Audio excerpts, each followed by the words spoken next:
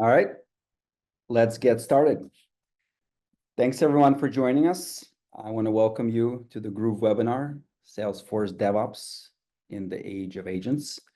As the title suggests, today we're going to talk about the paradigm shift in DevOps around Salesforce, specifically Agentforce.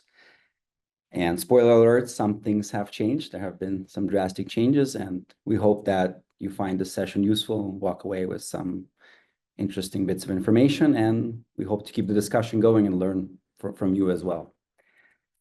I want to introduce myself. My name is Daniel Rudman. I head up the CX practice here at Gruve, and I've been in the Salesforce world for longer than I care to admit. The person who's joining me and doing most of the heavy lifting today is Rob Thomason, our Senior Solution Architect here at Gruve. He's also over a 15-year veteran of Salesforce. He's been around the block more than once. And I also want to call out Ajay Tupe, who is our fearless Salesforce engineer who did a lot or most of the work trying to figure this out and playing around with this the last few weeks and months. So I know that you, like us and like many others in the Salesforce ecosystem and in tech in general, have been playing around with AI and agents, been looking for that killer use case, finding the business value, what works, what doesn't. I've been focused on implementing agents and getting them live in production and being used. But another aspect of that, of course, is operations. And that's something that we wanted to look at and try to figure out. Once you get that agent, which provides value and it's live, it becomes mission critical for your employees, for your customers, for your partners. We all know that you have to maintain that agent. You have to change it, just like we've done with code and other configurations. You have to update it, and you have to ensure that it's done in a compliant, secure, stable manner. You need to ensure there's governance, there's change management. You have to figure out how to version it, how to validate it. If something goes wrong, how do you perform disaster recovery? How do you roll back? So all these questions come up, and this is something that we've been looking at and asking ourselves. How do you do this with Agentforce? Now, we know generative AI and the new AI is driven by prompts a lot of times. So it's really textual configuration versus a lot of code, which came before that. Same applies in Salesforce. So how do you version that? How do you diff it? How do you promote that? That's something that we'll look at today. So the scenario I want to run through today is a classic one, which a lot of you, most of you probably faced. It's developer getting assigned a task to make an update to an agent in this case. In this case, we have a simple campaign management agent, which Rob will talk about. And the scenario here is developers asked to make an update. They do it in a dev sandbox. They want to validate with unit tests, with functional tests. They want to check it in. Then they want to promote it to a QA or UAT sandbox. It gets validated there by the test team and business users, and then gets promoted up to production. So again, a scenario we've seen a million times before, but how does it work with agents? What are the pitfalls and what are the changes? At the end, I'll answer any questions. Me and Rob will answer questions, so please feel free to bring them up in the chat while the session is going on. We'll get to them at the end. And of course, I want to keep the discussion going on socials, on LinkedIn, whatnot. Reach out to us. And we're going to raffle off a free advisory session, and we'll connect with that lucky winner. So without much further ado, hand it off to Rob. Thanks, Rob. Hey, thanks, Daniel. Hey, hello, everybody around the world. I know time zones are crazy, so good morning, good evening, good night. Welcome. Yeah, again, Rob Thomason. I've been in the ecosystem quite a while, back in the classic days. So long before all the cool new tools, testing center, Agentforce, all that, right? So I've been around a bit. Anyway, yeah, so DevOps, pretty crazy. Again, if you think back to the classic days, we didn't have Prodly Mover, or now it's Prodly. We didn't have Capado, didn't have Gear Set, all the cool things. We had change sets and manual stuff, right? Error prone. We all have been through that, right? And then we had the generation. So then next we had, like I said, Capado, Gear Set, Prodly. Some of those things came about. So we were automating change. Now we're in the era of autonomous changes. So now we have these agents. If we train them right and test them and validate, they will be autonomous. They'll do things for us. They'll help spot good code, help validate good code, rather, right? Find the bad code, MTTR resolution, right? All the good things that they can do because they're autonomous, they can help us. But we have to train them, we have to monitor them, and it's continuous, right? If you think about that word, that C word, it's continuous monitoring, continuous teaching, continuous training, and continuous, just that word continuous is going to come up a lot, right? So anyway, guys, hopefully you're seeing Visual Studio Code here. It's one of the tools we're going to use today along with Bitbucket. You guys are seeing that, right? Daniel, good to go? So agents, right? If we think about agents, the new world of Agentforce. So agents are bots. So if you think about things in Visual Studio Code, we have bots, which are the actual agent. And if we come down, we have all the stuff, all of our metadata. We've got reports, dashboards, the Apex, all the normal metadata stuff. But agents specifically today are campaign creation agent. And that's what we're going to edit. We're going to edit some things about it, but now we're going to show you that. So the bots are the agents. If we come on down through our metadata, our reports, our dashboards, our flows, all those things, we have the generative AI functions, which are the actual actions that the agent's doing. We have the planners, which are the versions, and you guys will see the versions here. As we've changed these every time, we get a different version, and this is the versioning. And just like flows, you should always rev up your version every time, and you're good to go there, right? And then your AI plugins, which are your topics, and all this, right? So anyway, let me just show you what we're going to do today. We're going to go into our lower sandbox, which is our development box, and we'll start there. So let me hide this. So again, the scenario is we need to change the description and a few things about our agent. So here's our description, which is the details. If you think about Salesforce, when you set up something, you always need the details, and then everything goes down from there, right? So we've got our details, our topics. Of course, we're going to get a little glitch here. Our messages, our language settings, and our connections. So we're going to change two things because we're hearing from our users the description's a little confusing, as well as the welcome and error message. So we're going to change this description here real quick. I'm just going to put in change description. Save that. And then we'll change our system messages real quick so you guys can see that change.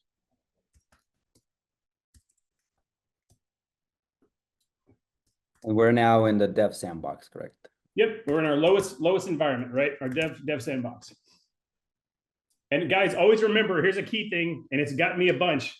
Always make sure you're editing the last version. And if you remember from our VSC, we showed we were on version 8. So anyway, always make sure you're changing the right version. So I'm going to go back a bit because I made a mistake here. Already catching it. So when you go up in versions, you always want to clone the last good version. So you've got this little here on the right, the bottom right, you're going to clone your version. So now we should see version 9, and that's the one we want to edit. Good thing I caught myself. And this is a new feature that Salesforce has recently introduced, correct? And it kind of puts parity with flows. Yeah, super recent, right? So this is the as is, and this is what we're going to change along with the description. So I'm going to come back here, and I will change it. So we've changed our description. Now we're going to change our system messages. Oh, I think you're still on version 1 here. Yep. Now we go to version 8, version 9. There you go.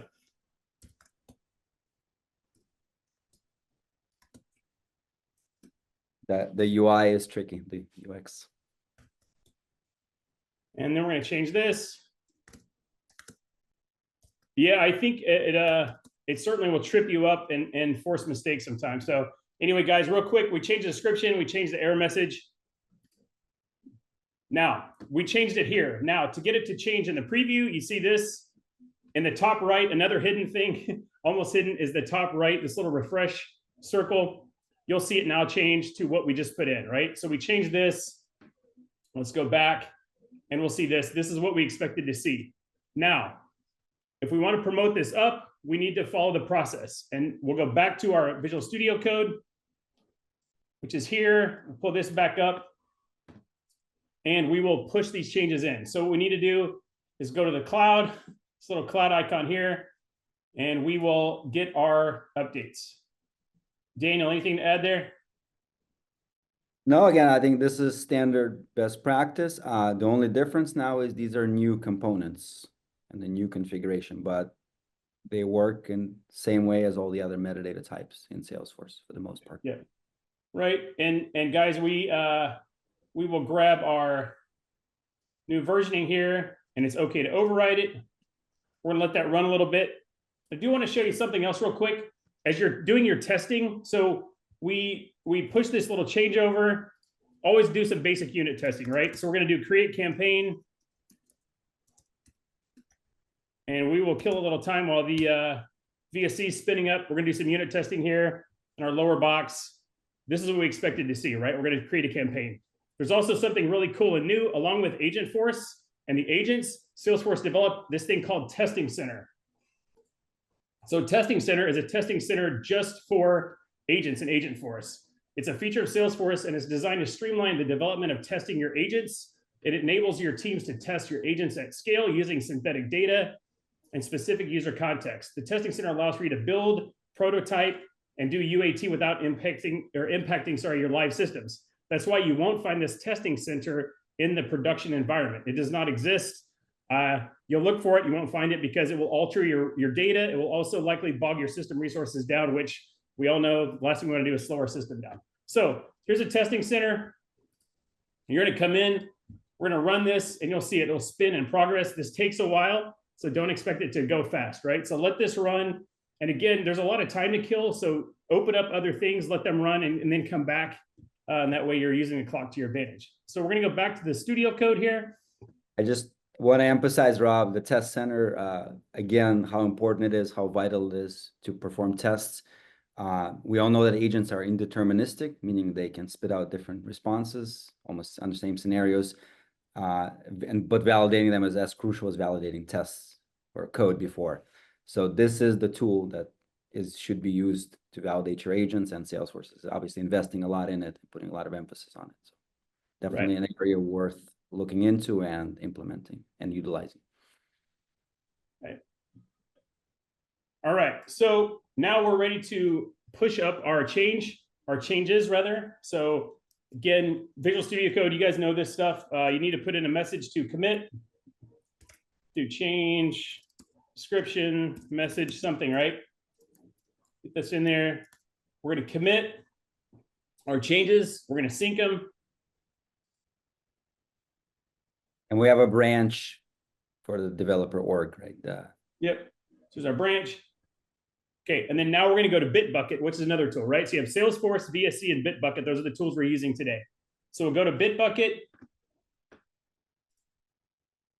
So we'll spin here, make sure our branch is here. And there it is, right? So there's a branch we just pushed. We're going to create a new pull request. And again, guys, these little things that'll trip you up, make sure you're going to the right boxes. So if I hadn't have seen this, I would have pushed this or tried to push it to production, which is main, but we need to push this to our partial, which is our QA organization, right? Our QA org. So we're going to create this pull request. Now, I'm in the persona of the release manager. I just received this notification that I need to look at this and approve it and merge it. Luckily, the developer let me know it's coming, so I know what to look for. I am going to go to the diff and find what changed. He told me we are looking for the description change, the welcome message, and the error message that changed. So you'll see here, it flagged that for me. So I can see this here, the description changed. I can also come to here and find the colors. It painted it for me, right? It's not perfect. Again, some of the descriptions, it's not going to paint, but in general, it should paint for you. But again, it's not perfect. Okay, so this is what I expected to see. My developer told me what to look for. I validated it. I'm going to approve it and merge it. And guys, this is nothing new. You know this stuff in Bitbucket. We're going to merge this. And we have in our CI/CD process this set up to auto deploy if it passes. If it fails, it will do a rollback. And I can show you guys that the rollback that it's going to spin up. But in our org, if it passes, it auto deploys. However you have your org set up, it's okay. Just follow. So we'll go back to our pipelines here, and we'll see this is spinning, right? Which is a good thing to see that it's running. You can also go to the box you're going to, and you can look at the deployments in here, just like a change set, guys, because it's a deployment, right? So we'll see in here, you can take a look, but this does take a little bit of time. You can also look back in Bitbucket and look at what's happening there. Let it spin. And you can monitor your deployment status in your box as well. So it's still running, hasn't changed. I think, yeah, the other thing I would bring up while waiting here, if you looked at the pull request, you saw the diff, you noticed that one of the files, description, you can see a nice little diff within the file, but the new agent version created a whole new XML file. And that one is a little more challenging to diff because everything is shown as new. So that's just a byproduct of a new file being created for each version. And that's something we have to live with. But if you do have a scenario where that's a problem, you could just stay on the same version and modify it and get a nicer diff, just to call that out. Yeah. And you guys see here the deployment status, just like a change set, this succeeded. If we go back to our Bitbucket, you get all the data here that's running. And I would love to show you here in a second where it shows the rollback, because it builds it for you. So it's ready to roll back in case there's a disaster. You've got a good version to redeploy there, and it does it for you. You'll see here, keep scrolling down, but it's going to run. The main thing is our deployment worked. We can see it in deployment settings. Now let's go look at the actual agent to make sure that happened. So we're going to go to our agent. We're going to hit refresh because it needs to go pull the latest. We're expecting to see a version 9, and we do. So let's go to our version 9.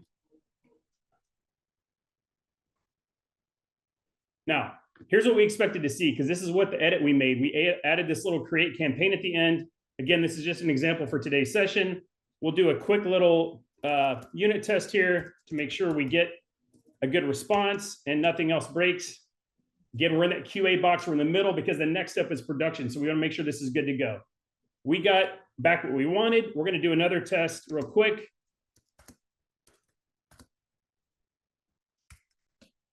Now then, I'm doing a quick little unit test here.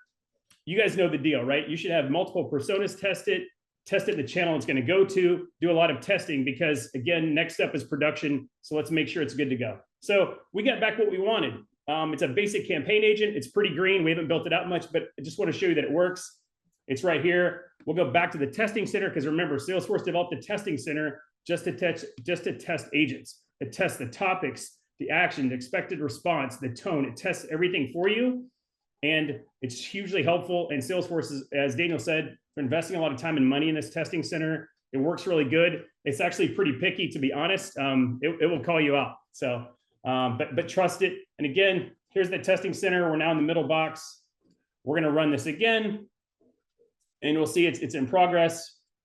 And it does take a while, guys. And you'll see it's testing the utterance, what it expects to get back. Same thing, actual, the topic, the actions, the tone, all the above, right?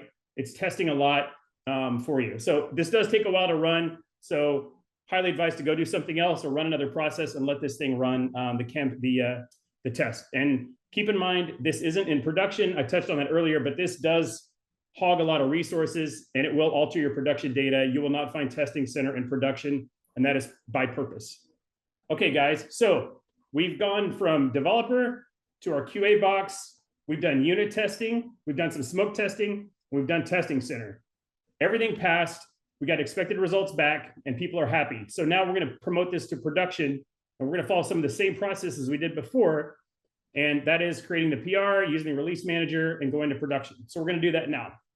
So we're going to go back to Bitbucket. We're going to create a new pull request. And now it's okay to go to main, right? Before it wasn't. Now it's okay to go to main, which is our production org. Our partial is our QA box. Guys, this is basic stuff you know here. Create a pull request. Again, I'm back in the persona of the release manager. Developer, let me know this is coming. We can see if we go to the files changed. As Daniel touched on this, you can see the diff, right? Daniel, anything to sprinkle in here? No, just this again mimics what we've done or is done with regular components. It's just that it's a new type, and the version will just create a new file. So be aware of that. And again, guys, now we're going to production, release manager, persona. I'm going to approve, merge. So now I'm sending this up to production. We go to pipelines. Now we'll see it spinning again, right? This is the one we did a few minutes ago. It's running again. Let's go to our production org. And we can see the deployment. Should start to see it come into here. And the deployment settings, you can start to keep an eye in here. We'll go back, look at pipelines. This is good. It's still running. And let's go see if our version 9 is here yet. While we're waiting for that, I think it's also worth mentioning the rollback. So if the tests fail after the deployment, our CI/CD scripts are simulating a rollback. And the way it's doing that is by deploying the previous commit. So unfortunately, there's no way to virtually test these agents. The test center actually runs in the org with the agent being deployed there. So you have to deploy it to test it. But what if there's failures? What if something goes wrong?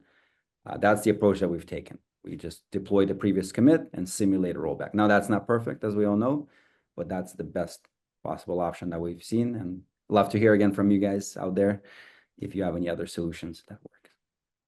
Yeah, and Daniel, I'll show that now. So guys, in the previous one we pushed a few minutes ago, you will see it prepares the rollback. So it gets this ready to go for you. In case it fails, it's an immediate thing that happens. So you don't have to go build it because we don't need any lost time, right? So this is the one we did a few minutes ago. It prepared the rollback. It has the rollback queued up, but it passed. If you come down here and click on this echo result, you will see it passed.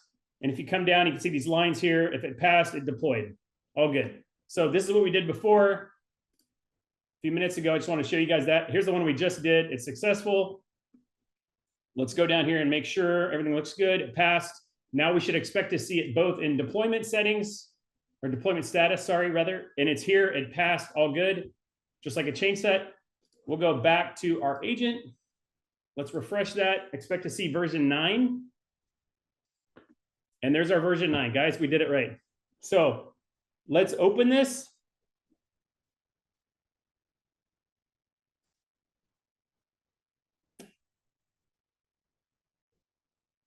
And here's what we expected to see. Is that big enough? It looks really small, sorry. There we go. Okay, so guys, remember, do some quick unit testing, do some quick smoke testing. So we're gonna do create campaign. This is a really quick test, like super fast, right? So it worked. Let's throw a different name at it. Dreamforce 2025 follow-up.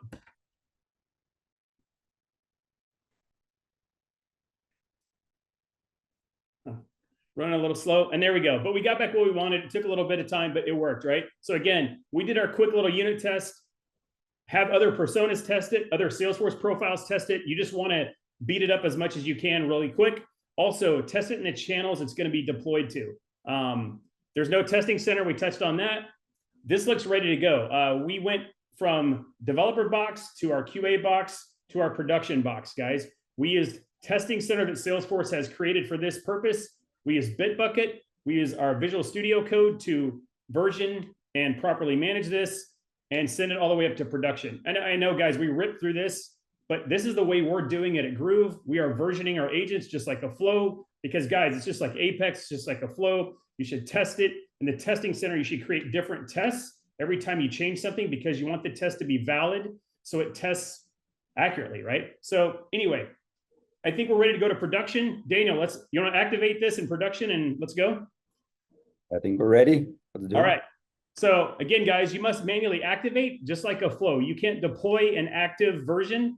You can't push up an active version, sorry. You need to activate it manually. So that's what we're going to do here. And if you remember back, we did not activate it from box to box because you can't do that. It must be activated manually.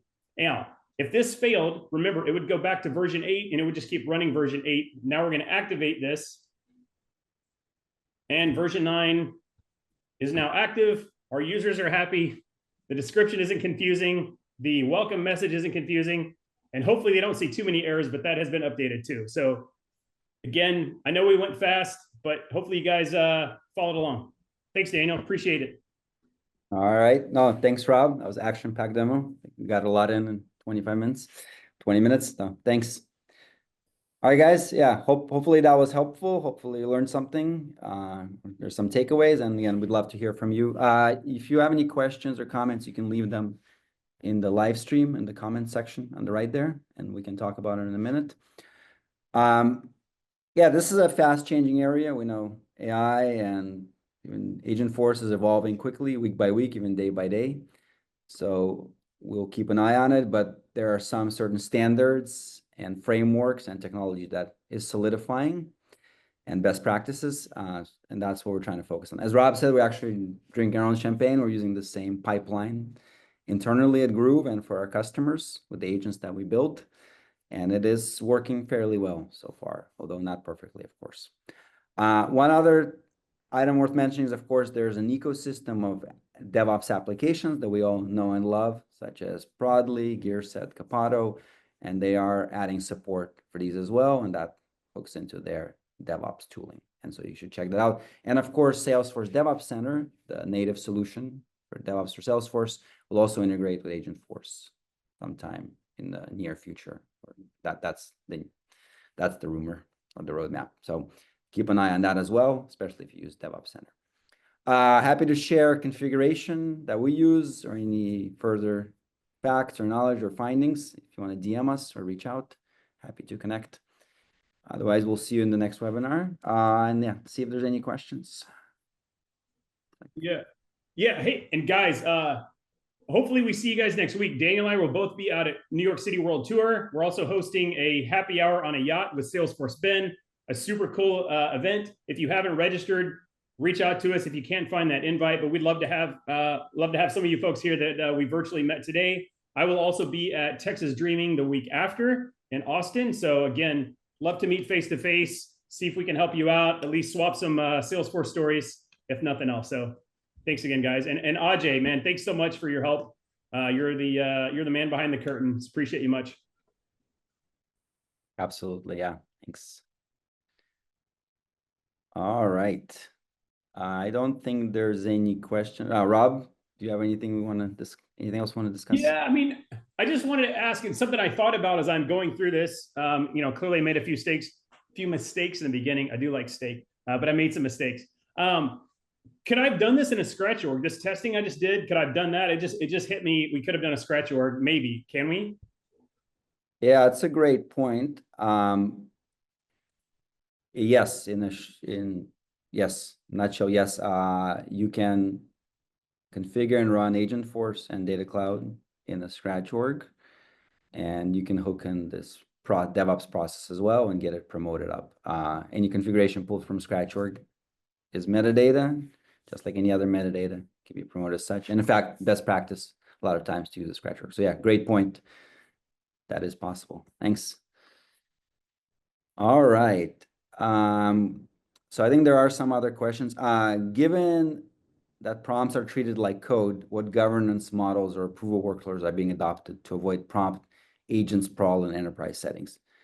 Yeah, great question. Again, so in the new world, prompts are the new code, so they need to be version managed, and you also need to ensure there's not duplication and sprawl, right? Because if everyone has a slight variation of a prompt, managing them becomes a nightmare.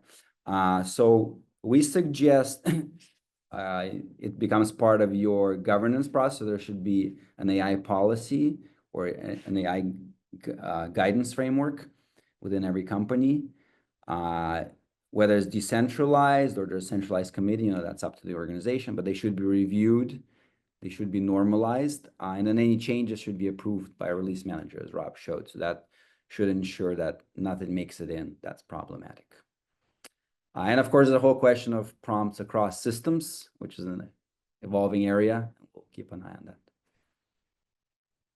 that. That was a really great question. This is changing, I think, almost by the minute or by the hour. So I think just have to roll with it for now. A friend of mine who works at Salesforce and Agentforce told me that you can't be flexible like Gumby anymore. You have to be as flexible as water. Gumby is too stiff, so you have to be like water. Absolutely, yeah. And there's another question. As agentic AI becomes more embedded in Salesforce workflows, how do you foresee the role of traditional developers shifting? Will we see more citizen developers managing agents?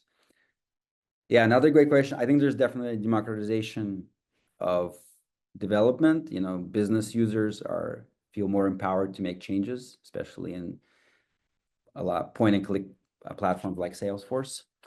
Um, I think agents are still somewhat or highly technical in certain senses, right? So you can do an easy configuration of point and click, but there is some prompt engineering and a lot of times some data connection that's required. So I don't think that developers are going away anytime soon. I think they just need to augment their skills, right? They need to be aware of data. And by the way, Gruve provides a lot of resources in that area. We have a highly specialized and experienced team around AI and data. So every organization will need that, but business users should be able to drive more changes once the solid foundation and governance framework is laid out. And Rob, I don't know if you have thoughts on that. No, I agree. You said it a lot faster. It would take me an hour to say that. I would just say folks are just going to have to continue to upskill and up level. Just like if we all stopped at Classic and never learned Lightning and never learned Lightning web components and Aura and all that stuff, right? We would be stuck. So I think folks have to up level their skills and realize that agents are here just like Lightning. As much as we wanted to fight it, you got to up level and upskill. Fantastic. All right, guys. Yeah, thank you. Thanks everyone for joining. Look forward to the next webinar and see you at the events. Bye.